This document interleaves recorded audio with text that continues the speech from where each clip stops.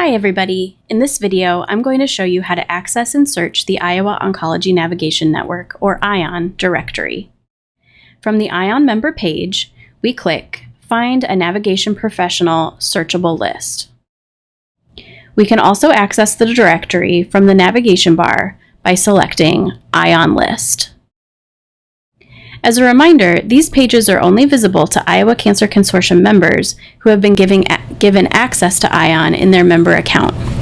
If you are a patient navigator, community health worker, or work in a similar role and would like access to IONN, please email staff@canceririowa.org. Now we are on the IONN directory page. When you scroll down, you see a list of all current IONN members. These are other professionals in the state who help oncology patients navigate their care. If you are looking for someone at a certain hospital or in a certain town, click Advanced Search. Fill in any information that you want to search for. The less information you put in, the more general results you will get. Then click Search. If you want to see someone's contact information to reach out to them directly, click on their name. And here you can see their email address, phone number, and any other information that they've put in their profile.